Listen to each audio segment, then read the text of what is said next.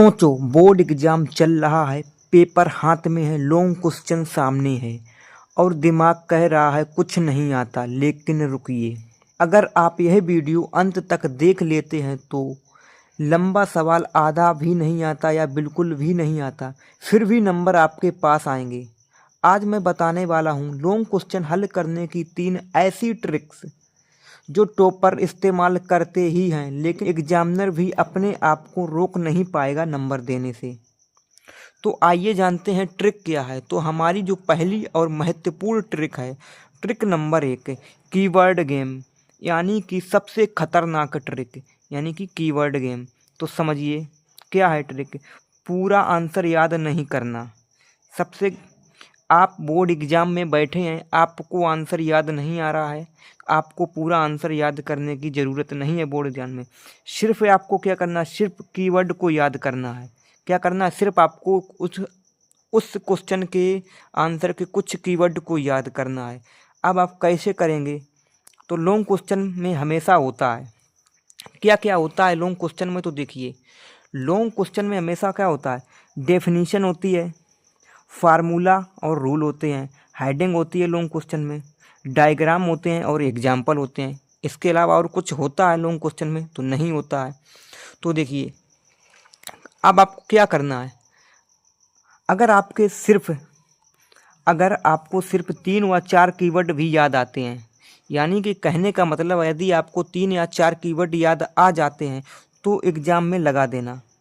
तो एग्जामिनर को ऐसा लगता है जो भी आपको 3-4 कीवर्ड आते हैं उनको आपको लगा देना है और वहीं से पॉइंट बना बना करके लिख देना है। तो एग्जामिनर को लगता है कि बच्चे को कंसेप्ट आता है। एग्जामिनर को क्या लगता है, एग्जामिनर को लगता है बच्चे को कंसेप्ट आता है। तो आंसर लिखने का, अब आप समझिए आंसर कैसे लिखना, उसका सही तरीका क्या है।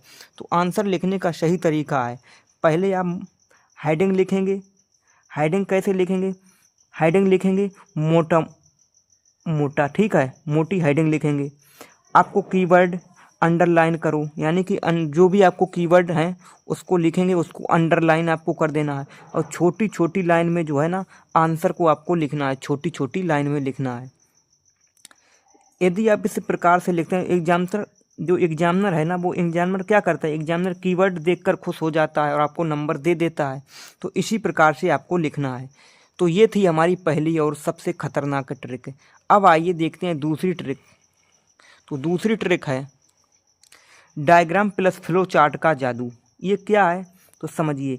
एग्जामिनर क्या सबसे पहले देखता है, तो एग्जामिनर देखता है लंबा पैराग्राफ बिल्कुल भी नहीं देखता है।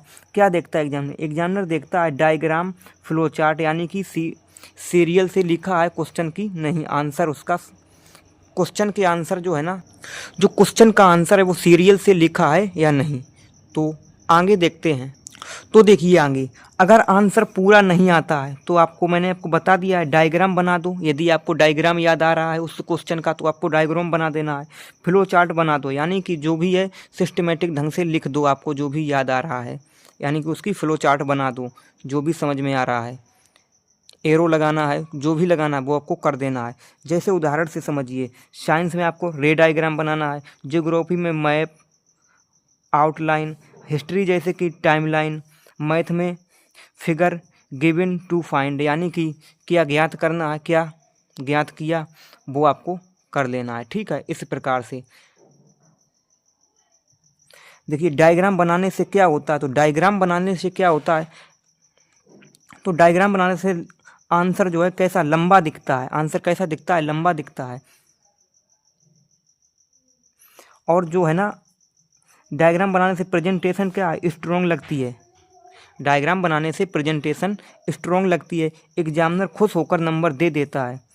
कई बार 5 अंक के सवाल में सिर्फ डायग्राम से मिल जाते हैं, यानी कहने का मतलब कई बार होता है 5 अंक का सवाल आता है एग्जाम में और आप उसमें सिर्फ डायग्राम ही बना देते हैं, तो आपको उसमें 5 में से 3 अंक आसानी से मिल जाते हैं। तो ये थी हमारी दूसरी और बेहतरीन ट्रिक। अब आइए देखते हैं तीसरी और सबसे शानदार ट्रिक। तीसरी ट्रिक हमारी क्या है, तीसरी ट्रिक है इंट्रोडक्शन कंक्लूजन, यानी कि किस प्रकार से आपको लॉन्ग क्वेश्चन में इंट्रोडक्शन लिखना है, तो वो समझिए। ये ट्रिक 99% स्टूडेंट नहीं जानते हैं, इसीलिए स्टूडेंट लॉन्ग क्वेश्चन को हल नहीं कर पाते हैं। मान लो आपके पास आपको आंसर पूरा नहीं आता, लेकिन आप ये कर सकते हो। क्या क्या आप कर सकते हैं? यदि आपको आंसर पूरा नहीं आता है, क्या कर सकते हैं? स्टेप नंबर 1 स्ट्रॉन्ग इंट्रोडक्शन लिखना है। अपने मन से आपको उसका कीवर्ड जो भी याद आ रहा है, मैंने आपको बताया, उसका इंट्रोडक्शन क्या करिए, स्ट्रॉन्ग लिखिए। क्वेश्चन की जो लाइन है ना, उसको अपने शब्दों में लिख दो, 2-3 लाइन में, ठीक है। यानी 2-3 लाइन काफ़ी है। क्वेश्चन जो है ना, उसी क्वेश्चन को आपको अपने शब्दों में लिख देना है 2-3 लाइनों में। ये थी स्टेप नंबर 1। अब स्टेप नंबर दूसरा क्या है? स्टेप नंबर 2 है,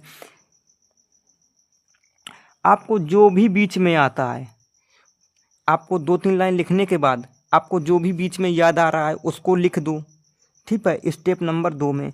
अब जैसे कि आपको हेडिंग डाल लेनी है, पॉइंट जो भी है उसको डाल देना, डायग्राम आता है डायग्राम लिख दो, बना दो, एग्जाम्पल दे दो।